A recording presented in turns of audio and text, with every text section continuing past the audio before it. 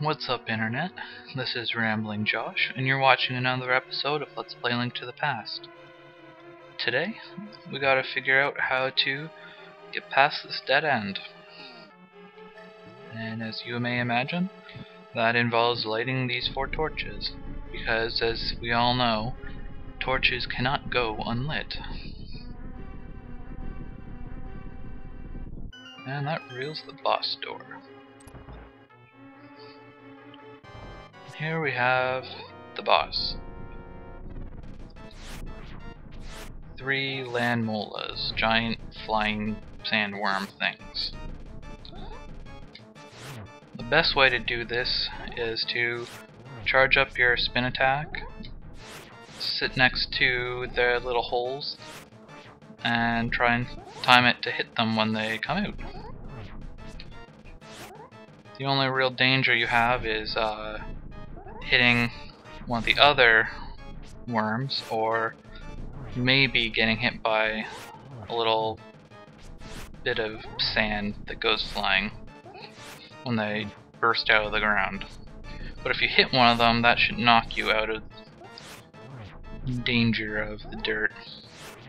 If you really want, you can try and hit them when they're flying through the air or shoot arrows at them. Most of the time that's too much work to be really worth it.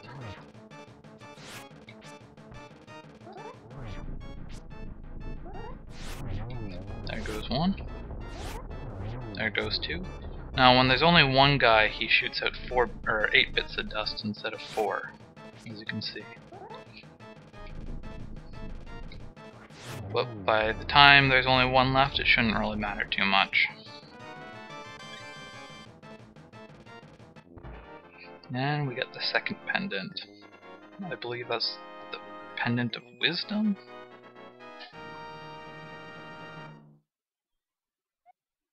The pendant of power, okay. My bad. Shame on me for thinking the blue pendant is the pendant of wisdom.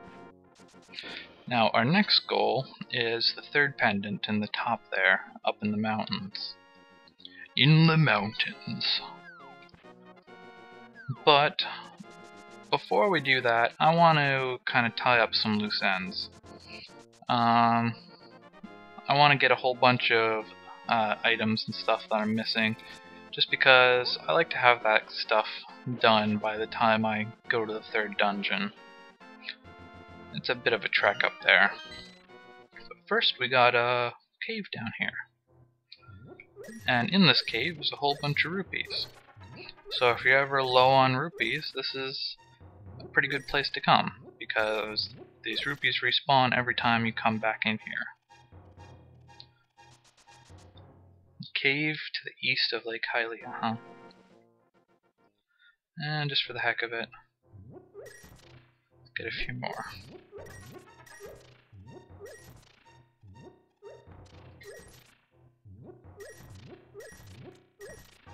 Now where I want to go next is back to Kakariko Village. There's a piece of heart there that I've missed, that I basically completely forgot about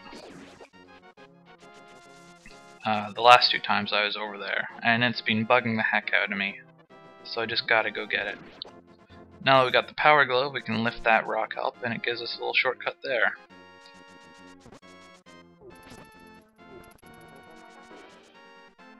Zoom!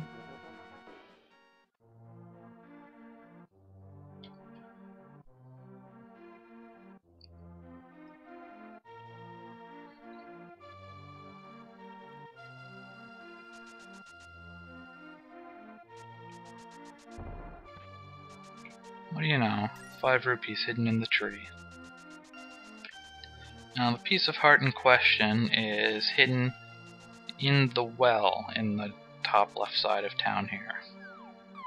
I guess that's supposed to be a well anyways, it's just kind of like a random hole. Anyways, this wall here is in fact bombable.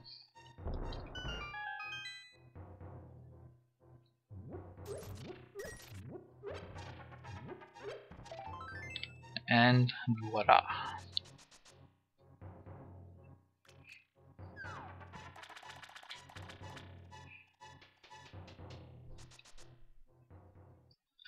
And of course, we could have gotten that the very first time we jumped down there, because, as you may recall, where we got our first bombs was in the chest down there.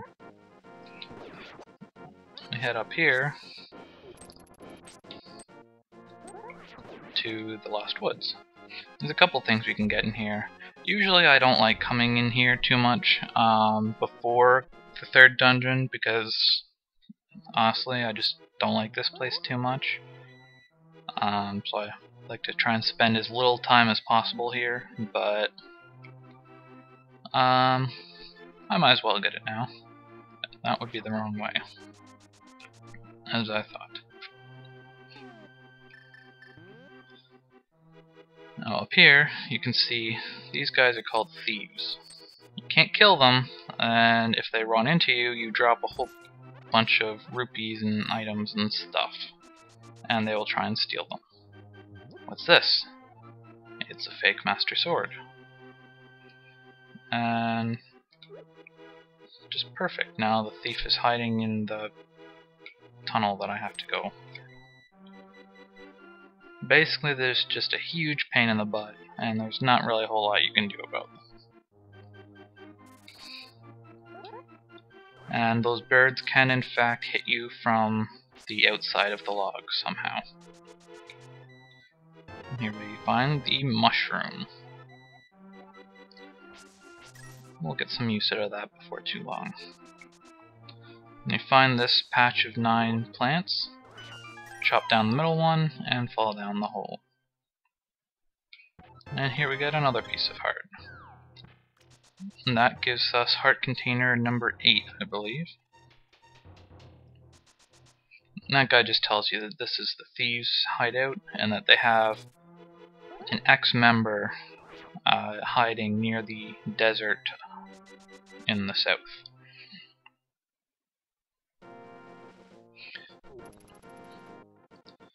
Now then, that's about it for, I believe that's about it for the west side of the world. So, that means we gotta head over to the east.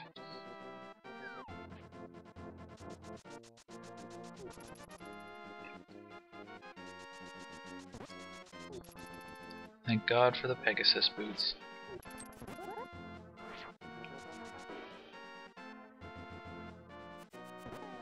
And we got the bow now, so we might as well just shoot them.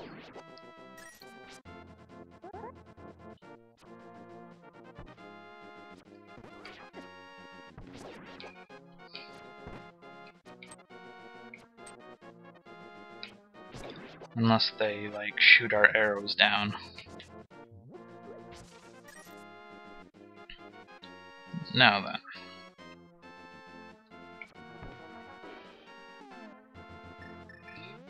We want to give this mushroom to the witch. And she says, come back soon for something good. We will do that. Before too long. And we probably don't want the lantern. So what we're gonna do is come down this way. What's the sign say? Waterfall of Wishing is just around the corner. So dodge these guys, or you could kill them, whatever. I just find that it's not really worth the time in general. And where we want to go is not in the water. In fact, we want to walk up this way. And this place is not on the map. Okay, well, it's technically on the map, but it just shows you in the top right corner. And since we can't swim in deep water, we just have to walk across the shallows here. And I'm not sure what these things are supposed to be, like little reptile things. I don't think they're supposed to be Zoras.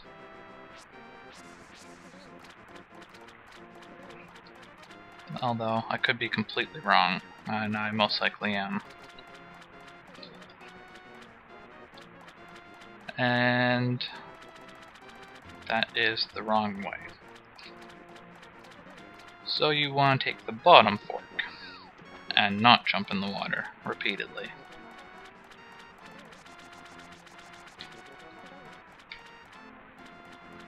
Here we are. This is not the waterfall of wishing, but it is the waterfall that we are looking for. I want the flippers. Well, it's a good thing I have 500 rupees then.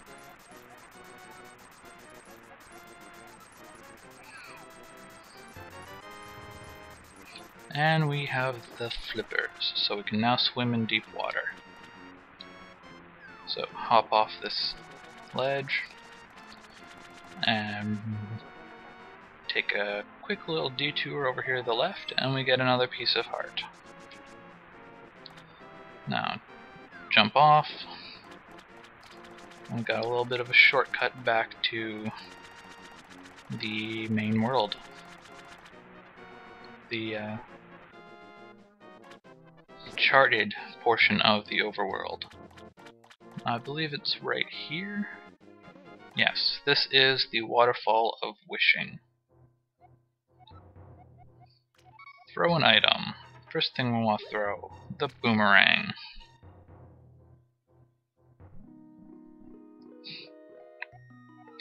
Yes, I did drop that. And we get the magic boomerang. It flies faster and farther than our old boomerang. Now I want to throw something else in. This time I want to throw my shield.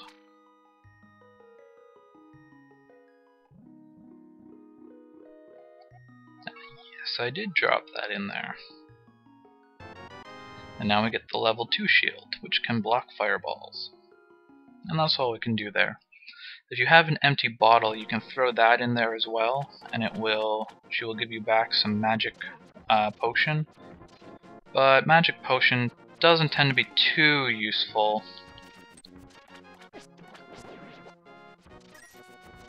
But I mean, if you've got an empty bottle, it's better than nothing, right?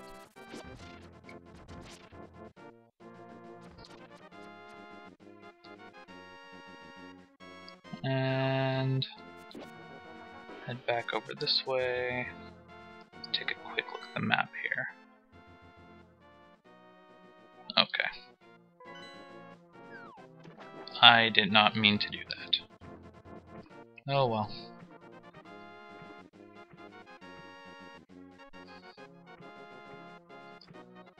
It's just a short detour.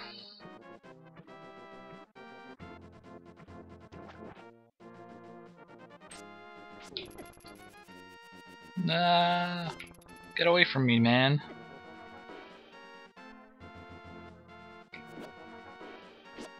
Actually, I want to leave him alive. See if the witch is done. She does not seem to be done. Or does she?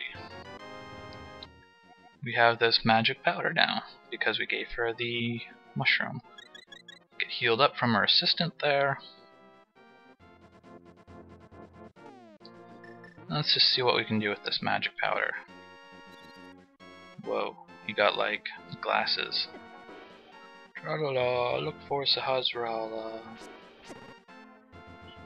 And that's just some like weird little thing. The magic powder is probably the weirdest item in this game. It can be useful, but most of the time it's just kind of not. You don't even really have to get it. No map. Right, okay. I'll probably have time for one more thing if all goes well.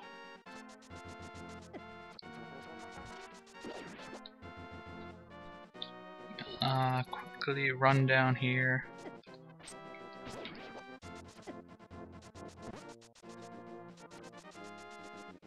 Now, let's see here.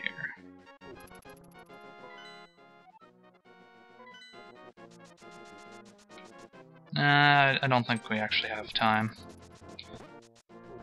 So, I'm going to run into my house and hide. There's some hearts here. So I'll just fill up my health real quick.